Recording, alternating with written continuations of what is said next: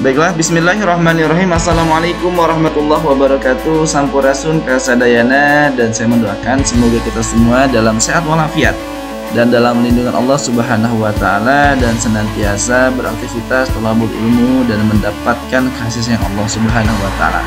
Baiklah teman-teman, selamat berjumpa kembali dalam acaranya ngaji masalah ilmu manajemen. Masih bersama saya Muhammad Taufik Bintang Kejora. Kita akan membahas mengenai aliran pendekatan ilmiah tingkah laku, tokoh-tokohnya dan juga pemikirannya dalam organisasi. Nah, apa sih aliran perilaku itu? Nah, kita akan bahas satu persatu. Yang pertama, aliran perilaku atau aliran ilmiah, pendekatannya dengan aliran pendekatan ilmiah tingkah laku ini merupakan perkembangan dari aliran hubungan manusiawi, di mana Alton Mayo ya, yang kemarin sudah kita bahas lebih dulu, di mana Mayo dan rekan-rekannya mempelopori penggunaan metode ilmiah dalam penelitian mereka mengenai manusia dan lingkungan kerja yang dikenal sebagai ilmuwan hubungan manusiawi. Dan di sini para peneliti selanjutnya dilatih lebih baik dalam ilmu-ilmu sosial seperti psikologi, sosiologi, dan antropologi, menggunakan metode penelitian yang lebih mutakhir dan dikenal sebagai ilmuwan tingkah laku. Jadi mereka lebih dikenal sebagai ilmuwan tingkah laku dan bukan lagi sebagai ilmuwan ahli teori hubungan manusia. Siapa sih tokohnya? Oke, inilah beberapa tokohnya. Ada Abraham Maslow dengan teori hierarki kebutuhannya, ada Douglas McGregor dengan teori X dan teori Y, ada juga Frederick Herzberg yang menguraikan teori motivasi higienis atau teori dua faktor. Ada juga Robert Black and Jane Moulton yang membahas 5 gaya kepemimpinan dengan kisi-kisi manajerial atau manager grid. Ada pula Francis Likert yang telah mengidentifikasi dan melakukan penelitian ekstensif mengenai 4 sistem manajemen, dari sistem 1 tentang eksploitatif otoritatif sampai sistem 4 partisipatif kelompok. Ada juga yang keenam, Fred Fedler yang menyarankan adanya pendekatan kontingensi pada studi kepemimpinan. Yang ketujuh ada Chris A yang memandang bahwa organisasi merupakan sistem sosial atau sistem antar hubungan budaya. Dan 8 ada Edgar Schein yang banyak meneliti dinamika kelompok dalam organisasi. Dan juga masih banyak ahli lainnya yang karena keterbatasan kita tidak bisa kita bahas lebih lanjut. Oke, kita bahas 2 tokoh utama saja dari aliran pendekatan ilmiah tingkah laku ini. Yang pertama ada Abraham Maslow. Nah, ini Abraham Maslow ini namanya pasti ada dalam setiap kajian organisasi dan ilmu motivasi, juga dinamika kelompok.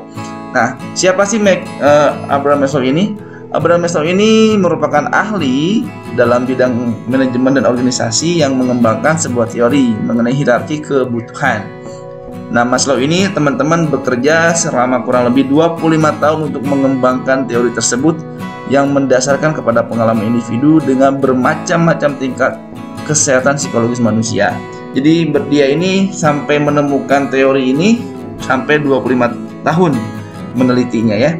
Dan menurut Maslow ini bahwa kebutuhan manusia yang dapat memotivasi manusia untuk mendapatkan kepuasan dapat dibuat hierarki atau bertingkat.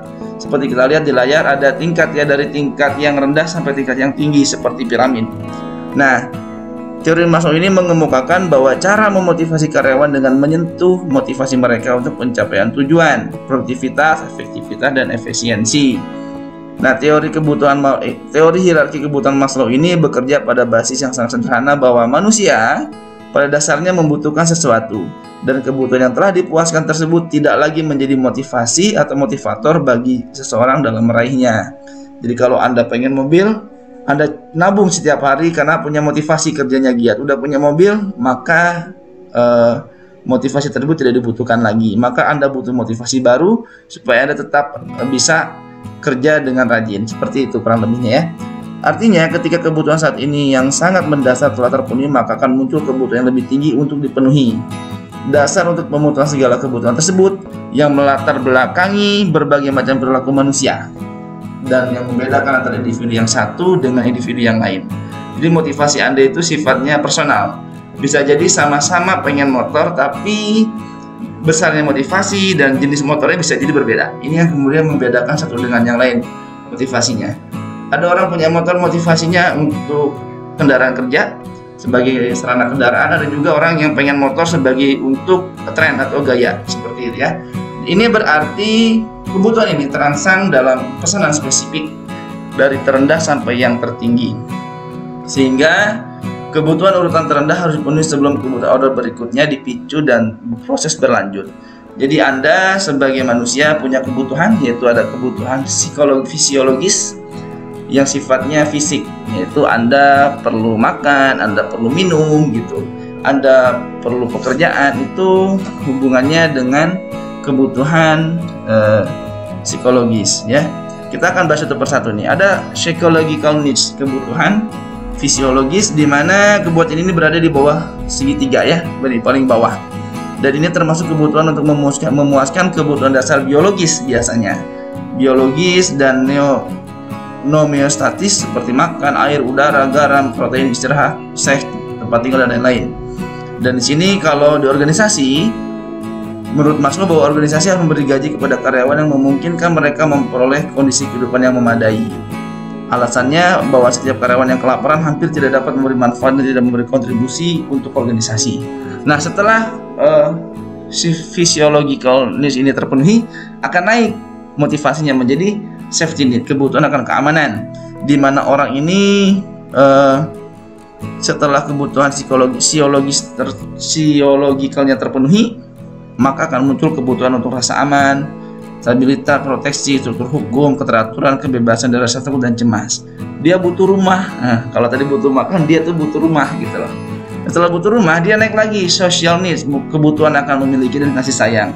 Maka kalau udah punya rumah, nah maka dia butuh kasih sayang, dia butuh keluarga, dia butuh cinta, dia butuh menikah gitu loh. Nah seperti itu ya. Jadi dia butuh makan, dari butuh makan dia butuh tempat tinggal, butuh kendaraan, kenyamanan. Kemudian naik lagi membutuhkan kasih sayang. Setelah butuh kasih sayang apa? Dia butuh penghargaan. Dia butuh untuk penghargaan diri berupa prestasi, kompetensi, kepercayaan diri dan kemandirian. Jadi orang kalau sudah, menurut Maslow nih ya, kalau sudah menikah biasanya dia ingin berprestasi.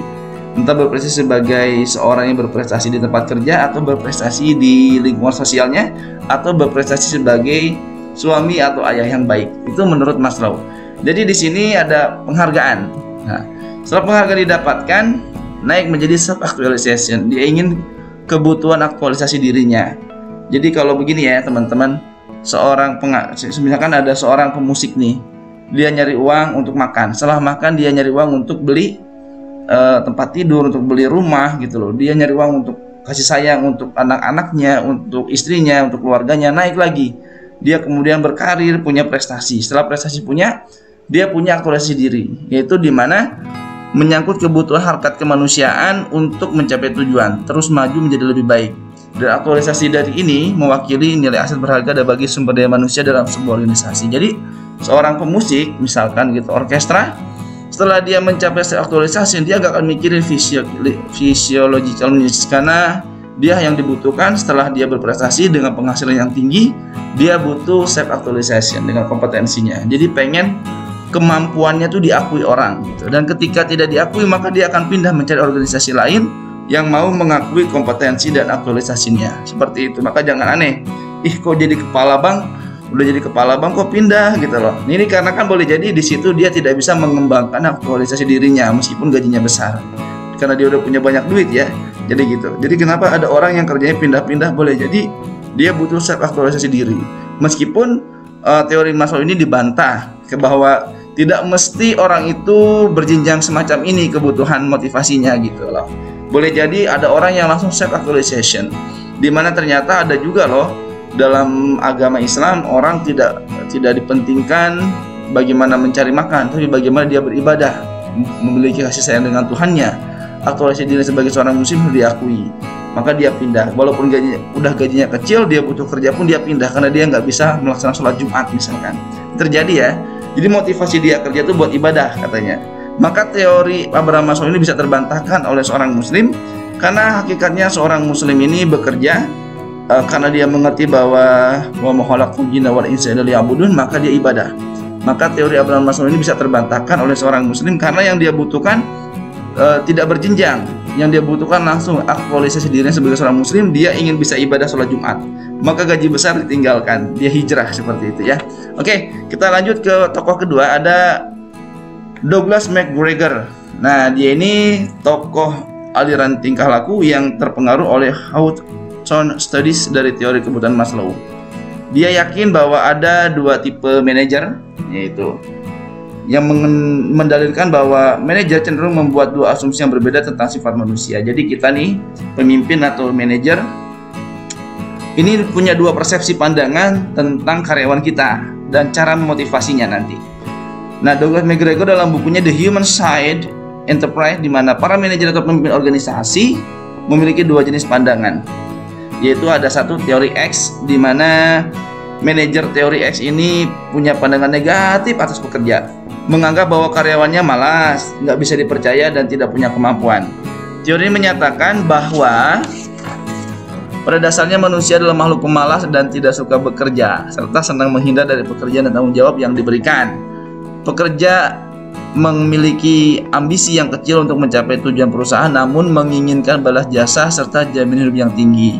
Jadi sifat dasar manusia itu negatif ya. Menurut dia bahwa tipe manajer tipe X ini memandang karyawannya itu negatif.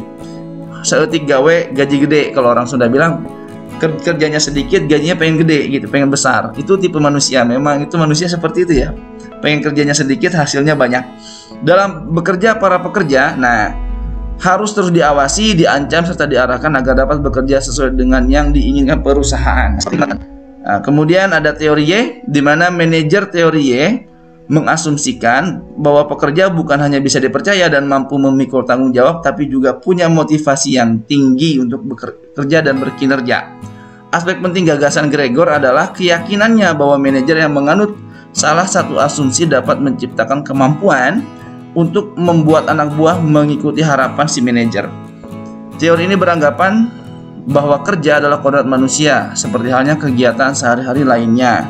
Pekerja tidak perlu diawasi, tidak perlu diancam secara ketat karena mereka memiliki pengendalian serta pengerahan diri untuk bekerja sesuai tujuan perusahaan.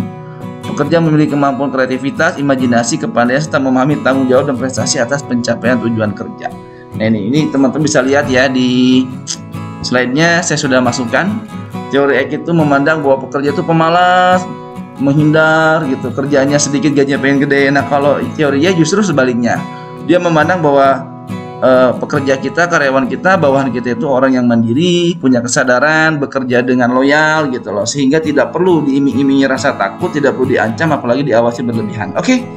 Mungkin itu yang kita bahas mengenai teori aliran tingkah laku dari Maslow dan McGregor.